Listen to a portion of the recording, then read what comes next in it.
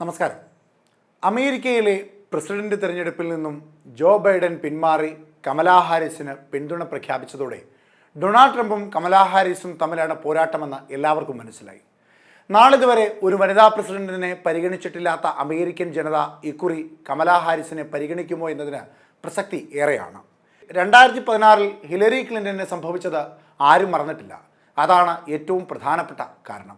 Hillary ക്ലിന്റന്റെ ഏറ്റവും വലിയ ബലം രാഷ്ട്രീയ പരിചയവും മികച്ച ബന്ധങ്ങളുമായിരുന്നു. പക്ഷേ അമേരിക്കൻ ജനത അവരെ വൈറ്റ് ഹൗസിൽ എത്തിക്കുവാനുള്ള അടിസ്ഥാന ഗുണമായി അതിനെ ഒന്നും പരിഗണിച്ചില്ല. അമേരിക്കയിലെ എല്ലാ തൊഴിലിടങ്ങളിലും സ്ത്രീകൾക്ക് കൃത്യമായ പ്രാധാന്യമുണ്ട്. ലോകത്ത് മറ്റെല്ലായിടത്തുമുള്ളതുപോലെ. അതായത് ലോകത്തിൽ മുഴുവനായി വന്ന ഒരു പരിവർത്തനത്തിൻ്റെ ഭാഗമായി മാത്രമാണ് അമേരിക്കയിലെ സ്ത്രീകൾക്കും അംഗീകാരങ്ങൾ ലഭിച്ചിട്ടുള്ളത് എന്ന് സാരം. ഈ നൂറ്റാണ്ടിലും അമേരിക്കൻ പ്രസിഡന്റ് സ്ഥാനത്തേക്ക് ഒരു വനിതയെ വിജയിപ്പിച്ച് കൊണ്ടുവരുവാൻ കഴിയാത്ത അമേരിക്ക എന്ത് വികസന രാജ്യമാണെന്നാണ് പറയുവാൻ സാധിക്കുക. ഇന്ന് 140-ലേറെ വനിതകൾ അമേരിക്കൻ ഭരണസ്ഥിരാ കേന്ദ്രങ്ങളിലുണ്ട്. സെനറ്റിൽ 25, പ്രതിനിധി സഭയിൽ 120 അംഗങ്ങളുമുണ്ട്. അമേരിക്കയെ സംബന്ധിക്കുന്ന വിവിധ വിഷയങ്ങളിൽ റിപ്പബ്ലിക്കൻ ഡെമോക്രാറ്റിക് പാർട്ടികളിലെ വനിതകൾക്ക് വലിയ പ്രാധാന്യമുണ്ട്, വലിയ നിലപാടുകളുണ്ട്. അത്തരത്തിൽ എല്ലാ കാര്യങ്ങളിലും അഭിപ്രായവും നിലപാടുമുള്ള കമലാ ഹാരിസ് അമേരിക്കയുടെ ഏറ്റവും പരമോന്നതമായ ഇടത്തിലേക്ക് എത്തുമെന്ന് വിശ്വസിക്കുന്ന ഒരുപറ്റം യുവാക്കൾ ഇപ്പോൾ അമേരിക്കയിലുണ്ട്. പക്ഷേ രാഷ്ട്രീയ നിരീക്ഷകരുടെ ഭാഗം അങ്ങനെയല്ല. പൂർണ്ണമായും ഒരു അമേരിക്കൻ വംശജയല്ലാത്തത് കൊണ്ട് തന്നെ വനിതയായ കമലാ ഹാരിസ് അമേരിക്കയുടെ പ്രസിഡന്റ് സ്ഥാനത്തേക്ക് എത്തില്ല എന്ന കണക്കുകൂട്ടലുകളാണ് അവർക്കുള്ളത്. ദക്ഷിണേന്ത്യയിൽ നിന്ന് കുടിയേറിയ മാതാപിതാക്കളുടെ പാരമ്പര്യമാണ് അവരുടേത്. മറ്റൊരു വിഭാഗം കമലാ ഹാരിസിന് എടുത്തു പറയുവാൻ കഴിയുന്ന ഒട്ടനവധി പ്രത്യേകതകൾ ഉണ്ട് എന്ന് അവകാശപ്പെടുന്നു. 4 വർഷം വൈസ് പ്രസിഡന്റ് പദവിയിലിരുന്ന പരിചയം, ട്രംപിനേക്കാൾ കർമ്മശേഷി, ദീർഘകാല പബ്ലിക് പ്രോസിക്യൂട്ടർ എന്നതെല്ലാം അവർക്ക് ഗുണകരം തന്നെയാണ്. വർണ്ണവിവേചനം കാര്യമായുള്ള അമേരിക്കയിലെ വെളുത്ത വർഗ്ഗക്കാർ ചൂണ്ടിക്കാട്ടുന്നത് കമലാ ഹാരിസിന്റെ നിറത്തെ തന്നെയാണ്. കഠിനാധ്വാനത്തിൻ്റെയും പോരാട്ടത്തിൻ്റെയും നിറമായ കറുപ്പിനോട് അവർക്കെന്തോ ഒരു വല്ലായികയാണ്.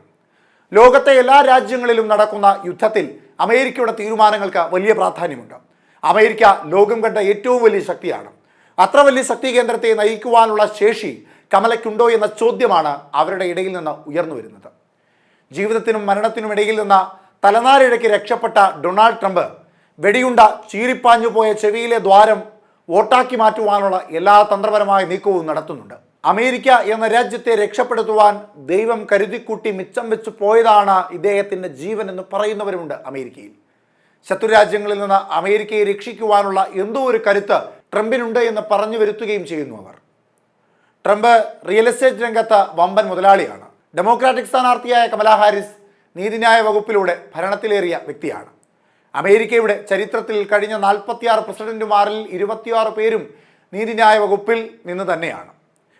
കമലാ ഹാരിസ് നേരത്തെ കാലിഫോർണിയയിലും അതിനു മുമ്പ് സാൻ ഫ്രാൻസിസ്കോയിലും നീതിന്യായ രംഗത്ത് സുപ്രധാന ഇടങ്ങൾ വഹിച്ചിട്ടുണ്ട്. അമേരിക്കയിലെ സമ്മതിദായകർ കൂടുതലും പരിഗണിക്കുന്നത് നിത്യജീവിതത്തിലെ വിഷയങ്ങളാണ്. ഇതിനോടൊപ്പം ആഭ്യന്തര ശക്തികളായ ജൂത, തുർക്കി, ലാറ്റിൻ അമേരിക്കൻ വംശജരുടെ ഗ്രൂപ്പുകളും തെരഞ്ഞെടുപ്പിനെ സ്വാധീനിക്കും എന്നുള്ളതാണ് ഏറ്റവും പ്രധാനം. ശത്രുരാജ്യങ്ങളിൽ നിന്ന് അമേരിക്കയെ സംരക്ഷിക്കുന്ന പ്രസിഡന്റിനേക്കാൾ അമേരിക്കൻ പൗരന്മാർക്ക് ഏറ്റവും താല്പര്യം അവരുടെ ജീവിത പ്രശ്നങ്ങളിൽ, തൊഴിലില്ലായ്മയിൽ, രാജ്യത്തിൻ്റെ സമാധാനത്തെ സംരക്ഷിക്കുന്നതിലൊക്കെ പങ്കുവഹിക്കുന്ന പ്രസിഡന്റിനെയാണ്. യുവജനങ്ങൾ തോക്കുപയോഗിക്കുന്നതും വിദ്യാഭ്യാസ സ്ഥാപനങ്ങളിലെ സമാധാന അന്തരീക്ഷവും സ്ത്രീകളുടെ അവകാശങ്ങളുമെല്ലാം ചർച്ചയാകുന്ന തെരഞ്ഞെടുപ്പ് ശ്രദ്ധേയമാവുക തന്നെ ചെയ്യും. ഈ വേളയിൽ അവിടെ നിന്ന് പുറത്തേക്ക് വരുന്ന സർവേ ഫലങ്ങളാണ് ഏറ്റവും പ്രധാനം. കഴിഞ്ഞ ഓഗസ്റ്റ് മാസം അമേരിക്കയിലെ വിവിധ സർവേ സോഴ്സുകളിൽ നിന്ന് പുറത്തു വന്ന സർവേ ഫലങ്ങളെല്ലാം അനുകൂലമായ നിലപാട് സ്വീകരിച്ചിട്ടുള്ളത് കമലാ ഹാരിസിനോടൊപ്പമാണ്. ജൂലൈ 31 മുതൽ ഓഗസ്റ്റ് 21 വരെ നടത്തിയ Real Clear Politics source of poll അഗ്രിഗേഷനിൽ നിന്നും വന്ന സർവേ പ്രകാരം കമലാ ഹാരിസിന് 48.4% വിജയവും ഡൊണാൾഡ് ട്രംപിന് 46.9% വിജയവും പറയുന്നു. അതായത് ഹാരിസ് 1.5% മുൻപിൽ നിൽക്കുന്നു. റേസ് ടു ദ WH എന്ന സർവേയിൽ ഓഗസ്റ്റ് 19 പുറത്തുവിട്ടപ്പോൾ 48.9% കമലാ ഹാരിസിന് അനുകൂലമായ നിലപാട് സ്വീകരിക്കുമ്പോൾ 47.9% ഡൊണാൾഡ് ട്രംപിന് അനുകൂലമായ നിലപാട് സ്വീകരിക്കുന്നത്. അതായത് 3.0% ആളുകൾ ഹാരിസിന് അനുകൂലമായ നിലപാട് സ്വീകരിച്ചിരിക്കുന്നു. Decision Desk HQ the Hill August 22 പുറത്തുവിട്ട സർവേയിൽ 49.3% പേരും കമലാ ഹാരിസിന് അനുകൂലമായ നിലപാട് സ്വീകരിക്കുമ്പോൾ 46.7% പേരും ഡൊണാൾഡ് ട്രംപിനൊപ്പമാണ് നിൽക്കുന്നത്. അതായത് 2.6% കൂടുതൽ പേർ കമലാ ഹാരിസിനൊപ്പം നിൽക്കുന്നു. 272 വിൻ എന്ന സർവേ ഫലം ഓഗസ്റ്റ് 21 പുറത്തു വന്നപ്പോൾ 47.0% പേരും പറഞ്ഞു കമലാ ഹാരിസ് തന്നെ പ്രസിഡന്റ് എന്ന്. 45.4% പേർ പറയുന്നു ഡൊണാൾഡ് ട്രംപ് ആണെന്ന്. അതായത് 1.6% പേരും കമലാ ഹാരിസിന് അനുകൂലമായ നിലപാട് സ്വീകരിച്ചിരിക്കുന്നു.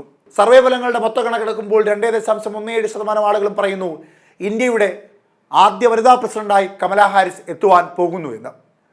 സ്ത്രീകളുടെ പ്രശ്നങ്ങൾ ചർച്ചയാകുന്ന അമേരിക്കയിൽ, യുവാക്കൾ തോക്കെടുക്കുന്നത് ചർച്ചയാകുന്ന അമേരിക്കയിൽ, വിദ്യാഭ്യാസ സ്ഥാപനങ്ങളിലെ സമാധാന അന്തരീക്ഷം ചർച്ചയാകുന്ന അമേരിക്കയിൽ കമലാ ഹാരിസിനൊപ്പമായിരിക്കും അമേരിക്കൻ ജനത എന്നാണ് സർവേ ഫലങ്ങൾ പറയുന്നത്. ഇനിയും ഒന്നും അവസാനിച്ചിട്ടില്ല.